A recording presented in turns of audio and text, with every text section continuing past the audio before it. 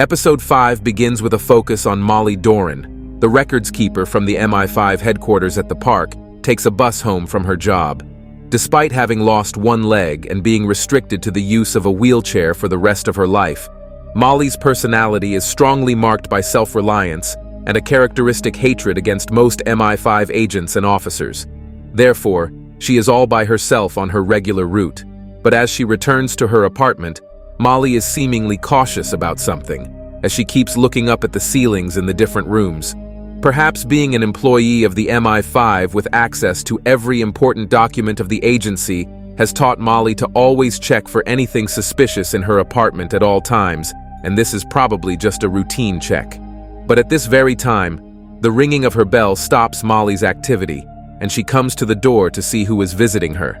As soon as Molly opens the door a bit, it is clear that she is in trouble, as a figure of a man is seen, and he tells her that he is here to check some supposed leak. Molly states that there is no such problem in her apartment, and it is evident that she knows that the man has some very different intentions. After all, the man is Frank Harkness himself, and with no actual effort put in to pretend like the plumber, he is simply just toying around with her. Frank asks to check on the matter nonetheless, and when he is asked for any sort of identification, he just flashes the gun tucked on his waist. Therefore, Molly cannot prevent him from forcefully entering her apartment, and she now becomes a hostage in the situation, for Frank is here specifically for her. Frank Harkness introduces himself by his original name before claiming to be a certain Mitch Philpott as well, saying that Molly might recognize him by this name. Philpott, an ex-agent who worked in the MI5, had died a couple of years earlier, but Molly did not know of it. Therefore, when Frank messaged her over the internet a few weeks ago and pretended to be Mitch Philpott, she did not realize that she was speaking to an imposter. The very topic of discussion during these online conversations was about the good old days and the common contacts that they had, all of which made Molly rather happy as she reminisced. However, Frank had the intention of getting the private addresses of David Cartwright and Sam Chapman, because of which he pretended to be Philpott and stated that he wanted to get in touch with his old friends. Without really thinking much about it, Molly gave him the addresses of the two ex-agents, meaning it was technically she who helped Frank track down his targets. At this point, Molly tries to scare Frank by saying that agents from the park office will soon rush to her apartment after they realize that she has been missing for an hour.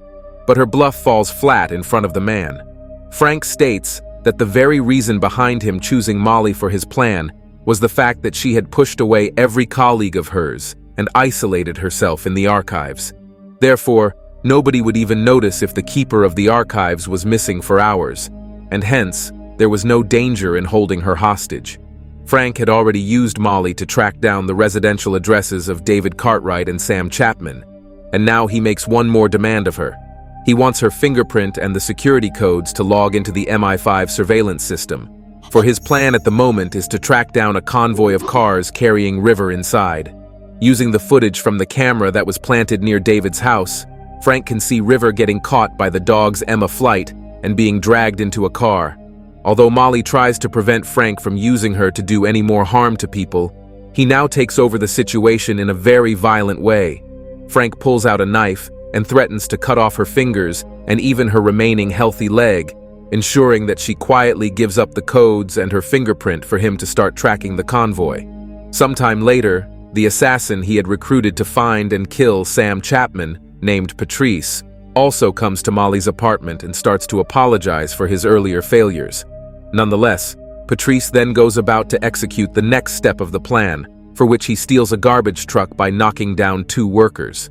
It becomes increasingly clear that Frank wants Patrice to attack the MI5 convoy, and it is specifically for this that he has used Molly so that he can track down the cars. In the end, it seems like Frank Harkness will surely kill Molly Doran, now that she is of no further use to him. He even pulls out a gun and points it at her, making it seem like he will shoot her, along with saying that he intends to send a message. However, Frank then leaves the apartment without doing any harm to Molly, and it becomes clear that he literally wants to send messages to certain people. This is because Frank has left 5 envelopes on Molly's table with the names of 5 important officials written on them. One among the 5 is addressed to Claude Whelan as well, and these letters most probably have details about the deal he had made with David Cartwright so many years ago. It might also be that Frank leaves messages of blackmail against the authorities to ensure that he and his team will not be held responsible for the Westacres shopping center attack. When River returned to his grandfather's house at the end of episode 4 and then found drawings very similar to the ones on the walls of the Les Arbres mansion, it seemed like he had a secret connection with the place. The fact that one of the terrorists who had arrived from France, Adam Lockhead, or Bertrand, looked very similar to him made it seem very possible that Frank was River's biological father. This fact is confirmed in Slow Horses episode 5, as David Cartwright finally opens up about the secrets from his past. After being picked up from the luxurious hotel, where the MI5 headquarters was once located, David was taken back to Slough House, and at present, he is seen being driven around by Jackson Lamb and Catherine Standish. David still keeps making demands to meet with the first desk, although he has no idea about Claude Whelan or even Diana Taverner, having lost most of his memories. Lamb finally seems to acknowledge the fact that the man has indeed lost his memory and is not just pretending to be in dismay, so he drives him to a place that is sure to jog up some memories. Lamb takes David and Catherine to an old cemetery ground, where David's beloved wife, Rose, had been buried. The head of Slough House is cunning enough to know that the elderly ex-director might surely remember more because of his overwhelming sense of nostalgia associated with his wife, and even reveals more out of overwhelming emotions at this spot, and the plan actually works brilliantly. David now reveals that he had indeed sent his erstwhile bodyguard, Sam Chapman, to drive to the Les Arbres mansion near Lavande in France so that he could rescue someone from there. While we were already shown a flashback of this time in the previous episode, David now reveals who the woman being rescued actually was. In reality, Frank Harkness was once a CIA and Special Forces agent who had been fired for various charges such as embezzlement, torture, theft, and disobedience.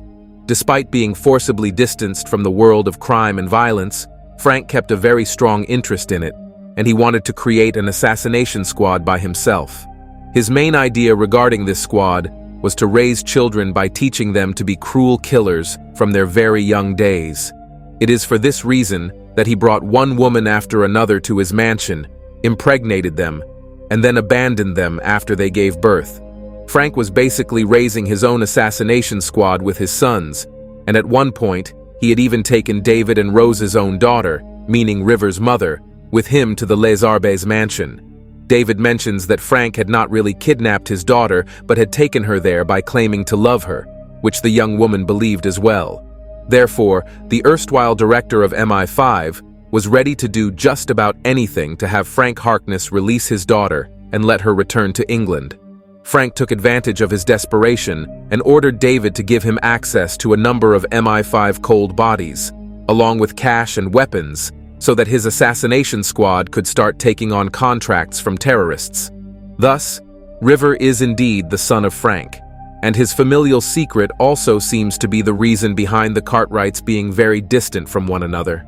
In this episode, Louisa tries to contact River's mother to ask whether her son has gone to visit her, but it becomes clear from this conversation that the woman keeps no touch with her father, David, and has not met her son, River, in a long time. It is extremely possible that the woman never wanted to get distanced from her beloved Frank, especially since she was pregnant with River at the time, and the matter created a terrible distance between her and her parents. Catherine still expresses her confusion regarding why Frank wants to attack David after all these years, and Lamb explains that it is actually linked to the Westacres bombing. While the terrorist attack itself had gone differently than planned, the video released by Robert Winters made Frank panic since the world had not gotten to know the name of the young man. Although nobody would find anything out of the ordinary in the name Robert Winters, David Cartwright and his bodyguard, Sam Chapman, would surely recognize the name as one of the fake identities created by MI5. Thus, he wants David to be killed, after having possibly done the same to Chapman, and hide the trail leading to himself and his assassin, Patrice, who is surely a son of his. But the MI5 head, Claude Whelan, also figures out that Frank had been leading an entire assassination squad to carry out various terrorist attacks over the years, and that they had been using MI5 cold bodies to hide their real identities.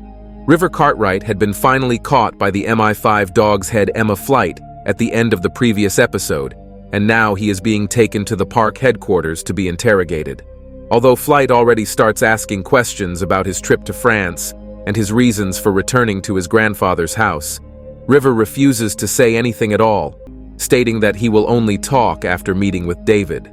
Flight has to currently accommodate, and she doesn't even tell Diana Taverner about the photograph she had just taken from River, which showed the perpetrators of the attacks in London with Frank Harkness and a couple of other men.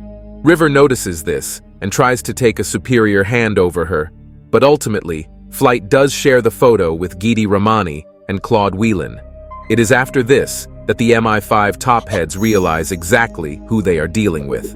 Midway through the episode, River can convince the tactical unit head to take him to meet his grandfather, but he is shocked to learn that David is no longer at Catherine's house. By this time, David had been once again taken back to Slough House by Catherine on the orders of Lamb, but nobody in the MI5, and therefore River, does not know about it. However, there is a new twist at the very end of Slow Horses Episode 5, as the convoy carrying River towards the park is attacked by Patrice and Frank, who block the path using the garbage trucks they had earlier stolen. Although Flight tries to help herself and her hostage, she is knocked out by Patrice before he frees River, only to take him hostage again and put him into the trunk of a car. River will now be surely taken to have a confrontation with his biological father, and Frank may try to convince him to join his gang. That said, the Slough House agents, led by Louisa Guy, have already started to track down Patrice, and they will follow him to get to River and rescue him.